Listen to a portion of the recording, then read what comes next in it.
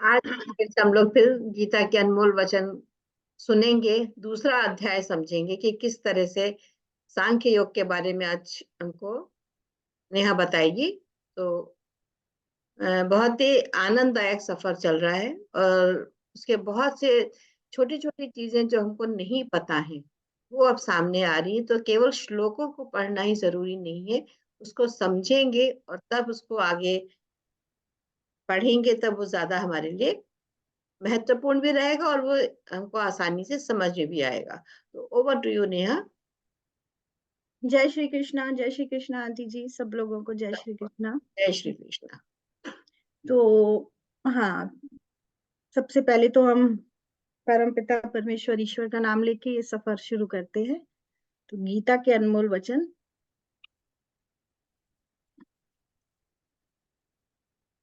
Aunty आगे नहीं बढ़ रहा।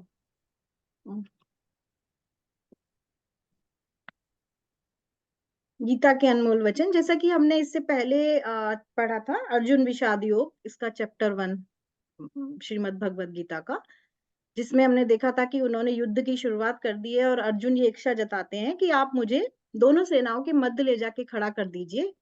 केशव, मैं देखना चाहता हूँ कि मुझे युद्ध किस किस के साथ लड़ना है। तो श्री कृष्ण ले जाकर उनका रथ जो है वो दोनों सेनाओं के मध्य खड़ा कर देते हैं, और अर्जुन देखते हैं कि सामने जो है वो सभी मेरे अपने हैं, मेरे गुरु हैं, मेरे मामा हैं, मेरे चाचा हैं, मेरे ताऊज हैं, सभी मेरे सामने हैं। द्रोणाचार्य हैं, कृपाचार्य हैं, जिन्होंने मुझे बचपन में खिलाया है, भीष्म पितामह है।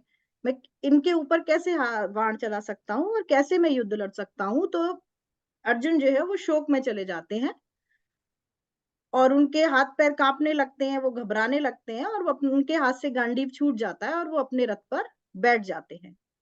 और वो कहते हैं कि हे केशव, अब ये मुझसे नहीं हो पाएगा, मैं ये सब नहीं कर पाऊंगा। यहीं से शुरू होता है, सेकंड चैप्टर से ही गीता का सार शुरू होता है, जिसमें श्री कृष्ण अभी तक बहुत ध्यान से, बहुत केयरफुली सब सुन रहे थे कि ये क्या बोल रहे हैं। जैसे कि कोई फ्रेंड सुनता है ना कि कहाँ से सीख रहे हो ये सब, कहाँ कहाँ से नई नई बातें ला रहे हो कि पाप व्याप्त हो जाएगा और सब तरफ ये हो जाएगा और मेरा जो है पूरा कुल नष्ट हो जाएगा और वर्ण संकर हो जाएगा। कहाँ से ज्ञान आ गया इतना तुम्हें? जैसे हम, जैसे वो भी श्री कृष्ण भी उनके बच्चे बोलते हैं ना, BFF, best friend for ever, वही थे। वो कहते इतना समझदार कब से हो गया, इतना ज्ञान कहाँ से आ गया इसके पास कि ये कह रहा है कि ऐसा करूंगा। तो क्योंकि उनको ही एक्सपेक्टेशन नहीं थी कि अर्जुन जो है वो इस समय पर इस तरीके से रिएक्ट करेंगे कि नहीं, मुझे युद्ध नहीं लड़ना है। तो वो बहुत ही ध्यान से अर्जुन की सभी बातें सुनते रहते हैं। उसके बाद शुरू होता है हमारा नेक्स्ट चैप्टर, श्रीमद् भगवद गीता का सांख्य योगम, चैप्टर नंबर 2। तो सांख्य योगम जो है वो इसमें प्रकृति और आत्मा के बीच का भेद बताया हुआ है कि प्रकृति क्या होती है। जो सब विजिबल चीजें हैं प्रकृति के अंदर, जितने भी भौतिक एलिमेंट्स आते हैं, जितनी भी आपकी इंद्रियां आती हैं, जितने आपके सेंसेस आते हैं, आपकी कर्मेंद्रियां, आपकी ज्ञानेंद्रियां, नॉलेज एक्वायरिंग सेंसेस आते हैं, उसके अलावा आपका मन, बुद्धि, चित्त, और फिर आती है आपकी कॉन्शियसनेस। और कॉन्शियसनेस आपकी विच काइंड ऑफ कॉन्शियसनेस? दूषित, जिसे हम कहते हैं ना, कि जो कॉन्शियसनेस प्रभु की भक्ति में लीन न होकर भौतिक चीजों का सुख लेना चाहती है, वो आती है प्रकृति के अंदर। और इससे एक परे होती है आत्मा। तो प्रकृति और आत्मा और उससे भी ऊपर जो है परम पिता परमेश्वर, इन सबको अलग से डिफाइन किया गया है। और जब ये चीज समझ में आती है तभी आत्मा का कनेक्शन जो है वो इस संसार से कट होता है। तो सांख्य योगम में ये चीज बहुत डिटेल में बताई गई है। जैसे कि मैंने आपको पहले बताया था कि हम जैसे जैसे भगवत गीता का ये शुरू करेंगे, इसके साथ साथ हम महाभारत के एक किसी भी एक कैरेक्टर को डिफाइन करेंगे, जिससे सब चीजें हमको दोबारा से रिवाइज हो जाए। तो महाभारत का कोई भी एक कैरेक्टर हम लेंगे और उसको हम डिफाइन करेंगे। तो आज जैसे हम लोगों ने उस दिन बात की थी शकुनी, लास्ट लास्ट उसमें हमने क्लास में शकुनी के बारे में जाना था। यहाँ जो हमने कैरेक्टर लिया है आज, वो है शिखंडी। तो आगे शुरू होने से पहले हम शिखंडी के बारे में थोड़ा जानेंगे। शिखंडी जो थे वो, उन्होंने काफी महत्वपूर्ण भूमिका, उन्होंने युद्ध नहीं लड़ा था क्योंकि उन्होंने कोई शस्त्र नहीं उठाया था, लेकिन वो भीष्म पितामह जो थे भीष्म पितामह सबसे मजबूत एक नींव जिसे कह सकते हैं वो थे कौरवों की सेना की, और उनकी मृत्यु का कारण शिखंडी बने थे। तो इसलिए शिखंडी का एक महत्वपूर्ण योगदान महाभारत के युद्ध में है। तो शिखंडी के बारे में जानने से पहले हम जानेंगे कि उनकी पुनर्जन्म की क्या कहानी थी। शिखंडी जो है वो अंबालिका और अंबिका जो है वो काशी नरेश की 3 पुत्रियां हुआ करती थी, जिनके की स्वयंवर में से भीष्म पितामह उनको हरण करके ले आए थे। अपने दोनों 2 सौतेली उनके भाई हुआ करते थे, विचित्रवीर और चित्रांगद। तो जिसमें से विचित्रवीर जो थे, जो बाद में पांडु और धृतराष्ट्र के पिता जो माने गए, तो उनके लिए उन तीनों का हरण करके वो लाए थे अपने भाई के लिए, क्योंकि भीष्म पितामह ने तो आजीवन विवाह ना करने का भीष्म प्रतिज्ञा ले रखी थी। तो काशी नरेश के यहाँ से स्वयंवर में से वो उनकी तीनों बेटियों को, जिसमें सबसे बड़ी पुत्री थी उनकी अंबा जो थी वो राजा शल्य को प्रेम करती थी या उनके प्रति आसक्त थी। तो उन्होंने कहा कि मैं ये विवाह नहीं कर सकती, मेरी दोनों बहनें कर लेंगी पर मैं नहीं कर सकती। तो भीष्म पितामह ने कहा कि ठीक है, तो तुम जा सकती हो। तो वो उन्हें राजा शल्य के पास जाने देते हैं। वहां से वो अपमानित होकर वापस आती हैं, क्योंकि वो उनको स्वीकार करने से मना कर देते हैं कि तुम्हें स्वयंवर में से हरण करके ले जाया गया था, तो अब मैं तुम्हें अपने साथ नहीं रख सकता। तो वो वापस आके कहती हैं भीष्म पितामह से कि अब आप मुझसे विवाह कर लीजिए। तो भीष्म पितामह कहते हैं कि नहीं, मैंने तो आजीवन अविवाहित रहने की प्रतिज्ञा ले रखी है, तो मैं किसी भी स्त्री से विवाह नहीं कर सकता। तो इसको अंबा अपना अपमान मानती हैं। उसके बाद वो कठिन तपस्या करती हैं और भगवान शिव उनकी तपस्या से प्रसन्न होकर उनको वरदान देते हैं कि तुम अगले जन्म में भी किसी राज परिवार में ही जन्म लोगी, और तुम्हारा लालन पालन एक लड़के की तरह, जन्म तुम एक कन्या के रूप में ही लोगी, लेकिन तुम्हारा लालन पालन एक पुत्र की तरह किया जाएगा। इसके बाद जो है अंबा जो है वो अग्नि में प्रवेश कर जाती हैं और अपना जीवन समाप्त कर देती हैं, और दूसरे जन्म में वो पांचाल नरेश द्रौपद के यहाँ पैदा होती हैं। पैदा वो एक कन्या के रूप में होती हैं, लेकिन जिस समय वो पैदा होती हैं तो आकाशवाणी होती है कि इनका जन्म एक पुत्र की तरह किया जाएगा।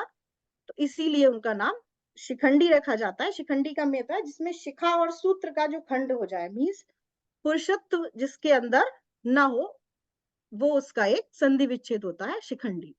तो उनका नाम शिखंडी होता है। उनका लालन पालन एक शिखंडनी या शिखंडी जो भी आप कह सकते हैं, एक पुत्र की तरह किया जाता है। और वो द्रौपदी के भाई थे, धृष्टद्युम्न और शिखंडी दोनों द्रौपदी के भाई थे। तो पुत्र की तरह लालन पालन किया जाता है, तो उनका विवाह भी किया जाता है बाद में।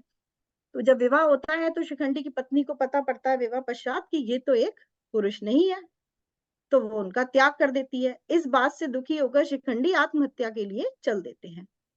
जब वो आत्महत्या के लिए जा रहे होते हैं तो यक्ष उनको मिलते हैं और वो अपना पुरुषत्व उनको दे देते हैं कि तुम जो है अपना वैवाहिक जीवन अच्छे से व्यतीत कर सकते हो। तो वो पुरुषत्व उनका लेके वापस आ जाते हैं और अपनी पत्नी के साथ जीवन व्यतीत करने लगते हैं। लेकिन जब महाभारत का युद्ध होता है, तब महाभारत के युद्ध में श्री कृष्ण को पता था कि भीष्म पितामह किसी भी हाल में किसी स्त्री के ऊपर वाण नहीं छोड़ेंगे या हथियार नहीं उठाएंगे।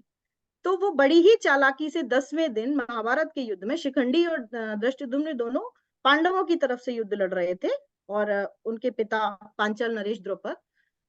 तो वो 10वें दिन जब उन्हें दिखता है कि भीष्म पितामह जो है वो धीरे धीरे करके सभी पांडवों का वध करते जा रहे हैं, सभी पांडवों का वध, सभी पांडवों की सेना के सभी लोगों का वध करते जा रहे हैं, तो उन्हें लगता है कि भीष्म पितामह को सबसे पहले हराना होगा, समाप्त करना होगा। तो इसके लिए वो शिखंडी का सहारा लेते हैं, और अर्जुन जो है वो शिखंडी को अर्जुन और भीष्म पितामह के बीच में वो शिखंडी को लाके खड़ा कर देते हैं। और भीष्म पितामह जो है उन्हें पहचान में आ जाता है कि ये वही अंबा है, उसका पुनर्जन्म है, और वो अपने हथियार त्याग देते हैं, कहते हैं कि मैं किसी स्त्री के ऊपर अपने हथियार नहीं चलाऊंगा। और उसी समय जो है अर्जुन पीछे से उनके ऊपर वार करके उनको सरसैया पर लिटा देते हैं। तो शिखंडी जो है वो मुख्य कारण बने थे भीष्म पितामह की मृत्यु का, जो कि पुनर्जन्म था अंबा का, काशी नरेश की पुत्री का। बाद में अश्वत्थामा जो है, अश्वत्थामा और कृपाचार्य जो है, अंत में जब पांडवों की विजय हो जाती है तो उसके बाद पांडवों के शिविर पे हमला करके वो लोग सभी लोगों का, जिसमें द्रौपदी के 5 पुत्रों को वो लोग मार देते हैं, और उसी में शिखंडी भी मारे जाते हैं। और शिखंडी के मारे जाने के बाद जो उनका पुरुषत्व जो उन्होंने यक्ष ने शिखंडी को दिया था, वो उनको वापस चला जाता है। इस तरीके से शिखंडी जो है वो मेन भूमिका उन्होंने महाभारत की युद्ध में निभाई थी, कि उन्हीं की वजह से भीष्म पितामह मारे गए थे। उन्होंने कोई हथियार नहीं उठाया था, लेकिन वह भीष्म पितामह की मृत्यु का मेन कारण बने थे। तो ये एक कैरेक्टर है जिसके बारे में आज हमने जाना कि शिखंडी कौन थे। मोस्टली लोगों को ये होता है कि शिखंडी ट्रांसजेंडर नहीं थे। शिखंडी वो कन्या के रूप में ही पैदा हुए थे, वो सिर्फ पुरुष की तरह रहते थे, लेकिन वो कन्या ही थे। तो आगे चलते हैं हम लोग।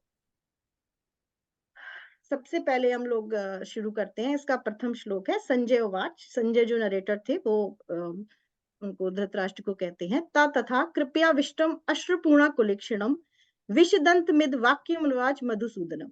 यहाँ मधुसूदन शब्द का प्रयोग किया गया है। मधुसूदन भगवान नारायण जो विष्णु अवतार में उन्होंने मधु नामक राक्षस का वध किया था श्री कृष्ण ने, इसलिए यहाँ मधुसूदन उनको बोला गया है। तो संजय कह रहे हैं कि अश्रु मतलब अश्रु से भरे हुए, शोक से भरे हुए, करुणा से भरे हुए कृष्ण को, उन अर्जुन को कृष्ण देख रहे हैं। तो अर्जुन उन्हें कह रहे हैं कि हे कृष्ण, जैसे तुमने मधु का विनाश किया था, उसी प्रकार से मेरे अंदर जो अज्ञान रूपी मधु उत्पन्न हुआ है उसका भी तुम विनाश करो।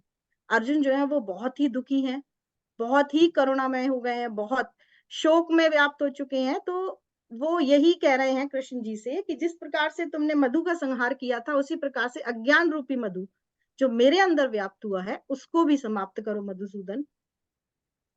श्री भगवान वाच। श्री कृष्ण कहते हैं, कुतस्वा कश्मलिद विस्मय समुपस्थि अनार्य जुष्टमा स्वर्गम कीर्तिकरम अर्जुन।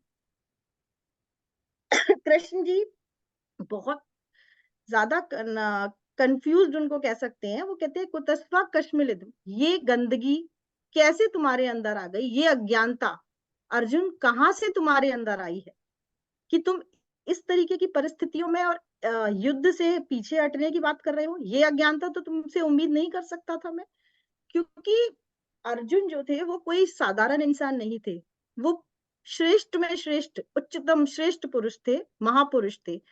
तो आप अर्जुन से आप ये उम्मीद नहीं कर सकते हैं कि वो युद्ध के समय और इस तरीके का शोक करेंगे। तो वो कृष्ण जी उनसे यही कह रहे हैं कि ये गंदगी, ये अज्ञानता तुम्हारे मन में कैसे आ गई अर्जुन।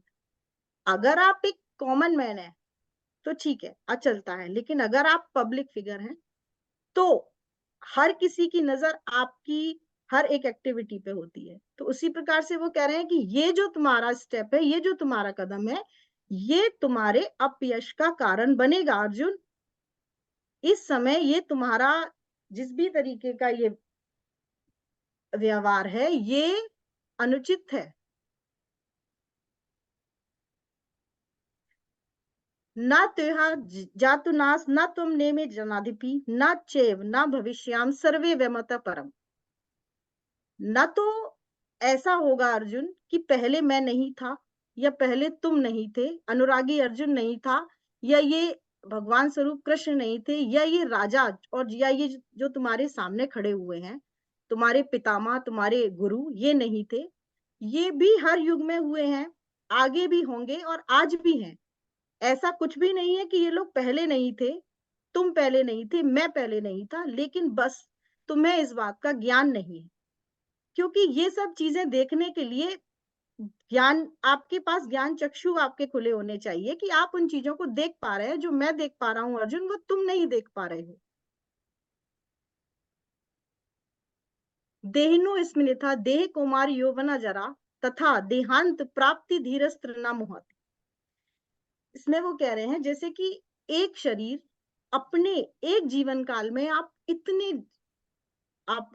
बदल लेते हैं, इतने रूप ले लेते हैं। पहले आप बाल्य अवस्था आपकी होती है, फिर यौवन अवस्था आती है, उसके बाद वृद्धा अवस्था आती है, प्रौढ़ अवस्था आती है। सब अवस्थाएं जब एक जीवन काल में आप इतनी अवस्थाएं आपकी आ जाती हैं अर्जुन, जिस प्रकार से, तो आत्मा की अवस्था, जिस प्रकार से एक जीवन काल में हमारी इतनी अवस्था आती है, उसी प्रकार से आत्मा भी अपना स्वरूप बदलती है और आत्मा भी बदल के दूसरे शरीर में जाती है।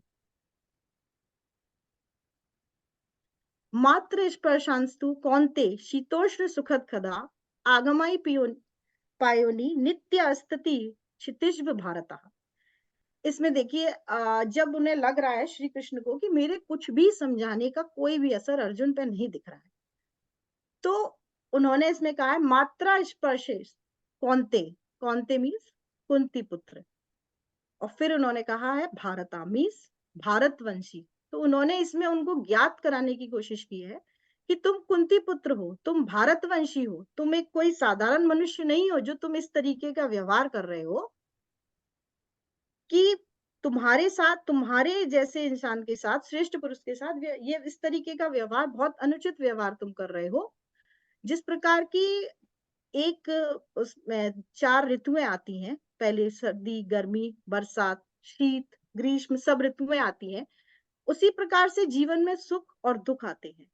तो जिस तरीके से हमारे शरीर में सब ऋतुओं को सहने की क्षमता होती है, उसी प्रकार हमारे अंदर, हमारा चित्त के अंदर और हमें इतना हमको स्टेबल होना चाहिए कि हम उसी प्रकार से हम सुख और दुख को सह सकें, और कभी भी हमें उसके लिए मोह नहीं करना चाहिए, या किसी भी प्रकार के दुख और सुख आने पे इस तरीके से हमें दुखी नहीं होना चाहिए। ये ऋतुओं की तरह है, जैसे ऋतु आती है और चली जाती हैं। अगर कोई स्त्री है, अगर उसको खाना बनाना है, बनाना ही है, वो उसकी जिम्मेदारी है, तो अगर सर्दी होगी, गर्मी होगी, बरसात होगी, वो ये काम करेगी।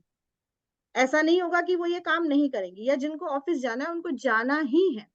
ऐसा नहीं हो सकता कि अगर आप कहेंगे आज ठंड है, नहीं मुझे नहीं जाना, या जो टीचिंग कर रहे हैं, बच्चों को पढ़ा रहे हैं, उनको जो भी, जिस भी इंसान का कर्म है, कोई भी ऋतु, कोई भी परिस्थिति उस आदमी को वो कर्म करने से नहीं रोक सकती। तो इसी प्रकार से सुख और दुख दोनों ही जीवन के 2 पहलू हैं। वो आपको आपके कर्म करने से नहीं रोक सकते हैं। तो उन्होंने उसमें ये ज्ञात कराने की कोशिश की है कि तुम कुंती पुत्र हो, तुम भारतवंशी हो, तुमसे इस तरीके के व्यवहार की उम्मीद नहीं की जा सकती है। तुम्हें बिल्कुल स्थिर रहना है, शांत रहना है और अपना कर्म करना है।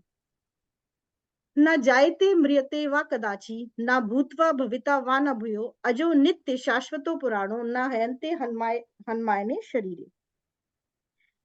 न तो आत्मा कभी जन्म लेती है और ना ही वो कभी मरती है।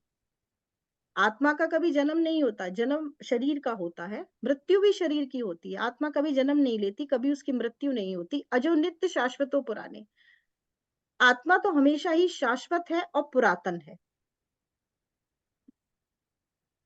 वाशाशी जीर्णानि यथा विहाय, नवामि ग्रहाणि नरोपराणि तथा शरीराणि विहाय जीर्णा, न्यायानि शयानि नवानि देहि। जिस प्रकार से कि पुराने और शीर्ण वस्त्रों का हम लोग त्याग कर देते हैं, उन्हें छोड़ देते हैं और नए वस्त्र धारण कर लेते हैं, उसी प्रकार से हमारी आत्मा जो है वो नए शरीर में चली जाती है। जब हमारा शरीर जीर्ण हो जाता है, पुराना हो जाता है, तो वो उसे छोड़ के नए शरीर में चली जाती है। तो जितने भी तुम्हारे अपने हैं, तुम उनको लिए सोचो कि तुम उन्हें मुक्ति दोगे, एक बहुत अच्छा नया शरीर दोगे, नई शक्ति दोगे, वो पुराने शरीर को त्याग के चले जाएंगे।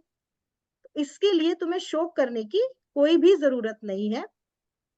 अब इसमें एक बात ये भी आती है कि कुछ ऐसा भी होता है जब बोलते हैं कि इसका तो समय पूरा नहीं हुआ था, इसका तो शरीर अभी, बच्चा पैदा होते ही, कई कई बार ऐसा होता है कि बच्चे पैदा होते ही दुनिया से चले जाते हैं, क्योंकि इनका तो अभी पूरे आगे पूरा जीवन पड़ा हुआ था, इन्होंने क्यों शरीर त्याग दिया। तो उसमें भी उन्होंने गीता में श्री कृष्ण जी ने बताया हुआ है कि आप अपने संस्कारों से, आत्मा जितनी आपकी प्रबल होगी, जितनी प्रबल होगी, जितने उसके अंदर संस्कार होंगे, जितना संयम होगा, उससे जितना आप जीवन प्राप्त करोगे वही आपको मिलेगा। ये सब कुछ आपके खुद के संयम के ऊपर है। आपके संस्कारों से ही आपको सांसें मिलती हैं। जितनी सांसें आप लिखवाओगे उतनी ही आपको मिलेंगी। नैनन छिन्दन्ति शस्त्राणि नैन दहित पावका, ना चैन कलेन्द्रियांतो न शोषयति मारुता। न तो कोई शस्त्र आत्मा को काट सकता है, ना ही कोई अग्नि इसको जला सकती है, और ना ही जल इसको भिगो सकता है। और ना ही वायु इसको सुखा सकती है। आत्मा के ऊपर किसी भी चीज का कोई असर नहीं है। तो तुम जिन्हें मार रहे हो, जिन्हें कष्ट पहुंचा रहे हो, वो सिर्फ एक शरीर है, वो शरीर मात्र है, वो आत्मा नहीं है जिसके लिए तुम इतना शोक कर रहे हो। जातस्य ही ध्रुवो मृत्यु ध्रुव जन्म मृतस्य तस्मादि परिहारदे न त्वे सोचितु महर्षि। जिसका जन्म हुआ है उसकी मृत्यु निश्चित है, जो जन्म लेगा उसकी मृत्यु निश्चित है, और जिसकी मृत्यु होगी उसका पुनर्जन्म भी निश्चित है। इसलिए इसमें इतना सोचने का और शोक करने का कोई विषय ही नहीं है। कर्मण्येवाधिकारस्ते मां फलेषु कदाचन मां कर्म फल हेतु भुवर्ता ते संगोष्ठी कर्मणि। तुम्हारा अधिकार केवल कर्म करना ही है, कर्मों के फल पर तुम्हारा कोई अधिकार नहीं है। तुम निरंतर कर्म के फल पर मनन मत करो और अकर्मण्य मत बनो। कर्म जो भी है, लिविंग नॉन लिविंग थिंग्स कोई भी इस दुनिया में है, वो हर कोई अपना कर्म कर रहा है। सिर्फ मनुष्य ही ऐसा है जो अपने कर्म से पीछे हट रहा है।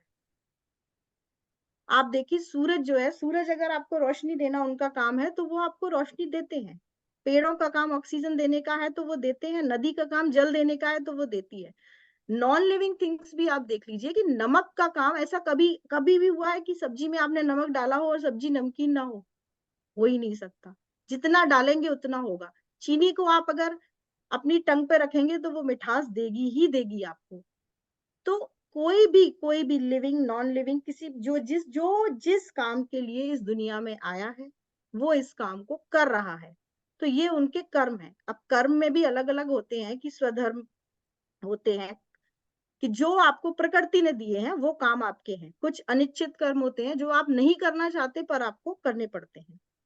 कुछ कर्म इस तरीके के होते हैं कि जो प्रकृति ने आपको नहीं दिए लेकिन किसी कारणवश आपको करने पड़ रहे हैं। लेकिन कोई भी इंसान उसे अपना कर्म करना चाहिए। अपना 100% आप इस चीज के लिए दीजिए। पहले भी मैंने ये बात बोली थी कि अर्जुन जो है आप खुद हैं, और कुरुक्षेत्र जो है ये दुनिया है, आपका मन है जहाँ द्वंद्व चल रहा है। तो जो भी काम आप कर रहे हैं ना उसके लिए अपना 100% दीजिए। उसके फल पर अपना अधिकार मत रखिए। मैं आज आपको भगवत गीता पढ़ा रही हूँ तो पढ़ा कह रही हूँ, सिर्फ समझा रही हूँ।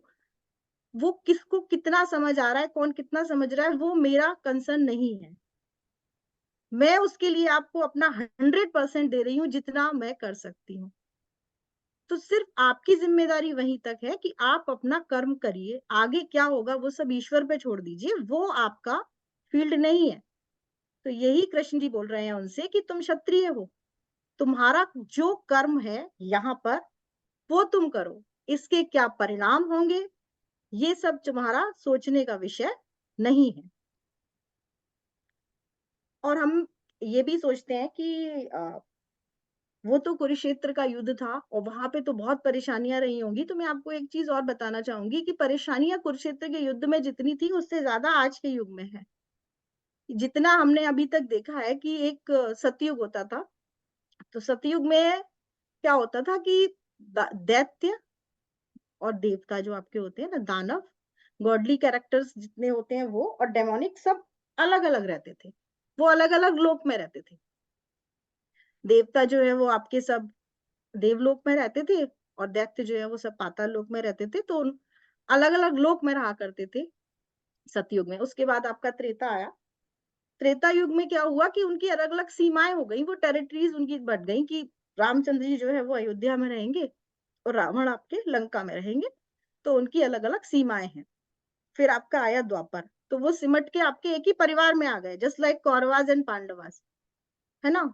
वो उनके कैरेक्टर्स जो हैं वो उसी तरीके के हैं कि वो एक में के अंदर सारी दानव वाली दैत्य शक्तियां हैं और एक के अंदर जो है वो सारे गॉडली कैरेक्टरिस्टिक्स हैं। तो एक ही परिवार में सिमट के आ गए दैत्य और दानव, दैत्य और देवता दोनों। और उसके बाद आपका आया कलयुग, जिस युग में आप हैं। सबसे मुश्किल, सबसे टफ, क्योंकि वो देवता और आपके दैत्य सिमट के इस समय सिर्फ एक शरीर में आ चुके हैं। आपके खुद के अंदर दोनों हैं। हर पल आपको फाइट करना है उनके साथ। तो जो सतयुग था तो उनका वास्तव कभी कभी पड़ता था कि वो तो देवलोक में रहते थे, लेकिन अब ये कलयुग है, आपका वास्ता उनसे हर क्षण पड़ता है, क्योंकि वो आपके शरीर के अंदर रहते हैं। हर वक्त आपको उनसे लड़ाई करनी है, हर वक्त आपको अपने अंदर की गलत चीजों को मारना है और अपनी अच्छाइयों को बाहर निकालना है। तो आप भी अर्जुन है और आपका काम अर्जुन से भी बड़ा काम है। क्रोधात्वी सम्मोहन सम्मोहात स्मृति भ्रमित स्मृति भ्रदांश विद्धानशो बुद्धि नाश तृपणेशति। क्रोध क्रोध जो होता है वो हमेशा ही बुद्धि हर लेता है, और जब बुद्धि हर लेता है तो उसके बाद आप की सोचने समझने की शक्ति खत्म हो जाती है। फिर आप ये नहीं समझ सकते हैं कि क्या सही है क्या गलत है। इसलिए विपरीत परिस्थितियों में क्रोध मत करो, हमेशा संयम के साथ रहो। एषा ब्राह्मणी स्थिति पार्थ नैना प्राप्त विमुति स्थित्वा श्रमंत काले अपि ब्रह्मांड निर्वाण मृच्छति। इसमें वो कह रहे हैं कि जो O Partha, this is the nature of Brahman, means ये ईश्वरी उसका पथ है जीवन का। जब तुम इस पे चले जाओगे तो उसके बाद कोई भी इसको पाने के बाद मोहित नहीं होता है, और वो सीधे निर्वाण की उसको प्राप्ति हो जाती है, स्वर्ग की प्राप्ति हो जाती है। जब तुम सब समझने लगोगे, तुम्हारे अंदर की चेतना, तुम्हारे अंदर भौतिक चीजों और आत्मा के बीच का फर्क समाप्त हो जाएगा, तो तुम इन चीजों के लिए फिर तुम मोहित नहीं होगे, तुम्हें सीधे निर्वाण की प्राप्ति होगी, सीधे तुम्हें स्वर्ग प्राप्त होगा। इस युद्ध में अगर तुम जीतते हो फिर भी और हारते हो तब भी, दोनों में ही तुम्हें स्वर्ग की प्राप्ति होगी। अच्छा, स्वर्ग की प्राप्ति क्या कहते हैं कि हम भगवत गीता क्यों पढ़ें? क्योंकि हमें स्वर्ग चाहिए, मोक्ष चाहिए? नहीं, हमें नहीं चाहिए। बहुत बहुत लोगों का ये होता है। तो स्वर्ग में आपको बता दूं कि जब हम बात कर रहे हैं कलयुग की, कि भगवत गीता जो हम पढ़ रहे हैं, अर्जुन हम खुद हैं, और ये जो दुनिया है यही हमारा कुरुक्षेत्र है। तो स्वर्ग भी मैं आपको बोलूं कि स्वर्ग वो नहीं है जो आपको मरने के बाद प्राप्त होगा। आपके अंदर सही गलत का ज्ञान आ जाता है। तो स्वर्ग वो है कि जब आप ध्यान लगाएंगे तो आपका चित्त पूरी तरीके से ध्यान में लगा हुआ है, वही आपके लिए स्वर्ग है। आप जब सोने जा रहे हैं तो आपके मन पे कोई बोझ नहीं है, आपको क्लियर है सब कुछ कि मैंने सब ठीक किया आज, वही आपके लिए स्वर्ग है। आप जो भी बिजनेस कर रहे हैं, आप कोई भी जॉब कर रहे हैं, कुछ भी आप कर रहे हैं, उसमें आप अपना 100% दे रहे हैं और आप सेटिस्फाइड हैं कि मैं अपनी लाइफ से पूरी तरीके से सेटिस्फाइड है कि मैं सही कर रहा हूँ और सत्य के मार्ग पे चल रहा हूँ, तो वही स्वर्ग है।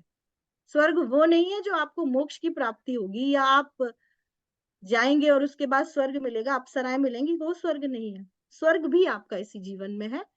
तो यहाँ पे हमारा ये चैप्टर नंबर 2 सांख्य योगम खत्म होता है, और उसके बाद हम लोग नेक्स्ट चैप्टर अपना करेंगे श्रीमद् भगवद गीता का चैप्टर 3 कर्म योग। Thank you so much. जय श्री कृष्णा। ओवर टू लेखा aunty. Thank you so much Neha, बहुत अच्छे से तुमने बताया। Thank you aunty. और ये सफर बहुत अच्छा चल रहा है, और हम वाकई में हम अर्जुन बन गए हैं, और कृष्ण से प्रार्थना कर रहे हैं कि हमको सद्बुद्धि दे और सत्कर्म के मार्ग पे, निष्काम कर्म के मार्ग पे। हाँ, इसमें मैं आंटी सर में ये बात भी बोलना चाहूंगी कि कृष्ण कोई मतलब एक इंसान, आप मैंने कहा था सिंबॉलिक है, तो कृष्ण कोई आप एक इंसान मत लीजिए कि जो who standing in front of Arjun, he is the heart of Arjun. जो हमारा मन है वो आप उन्हें अर्जुन का मन ही मानिए, कि आपका मन हमेशा आपको सही ही ज्ञान देगा। सही गलत की पहचान कराता है। तो जी जो भी चीजें हैं वो सब सिंबॉलिक ही होती हैं, जो अंदर है वही बाहर है। इस पर हम लोग पहले भी चर्चा कर चुके हैं, लेकिन जो निष्काम कर्म है वही जी हमें करना है। करना है। Thank you so much. जी थैंक यू।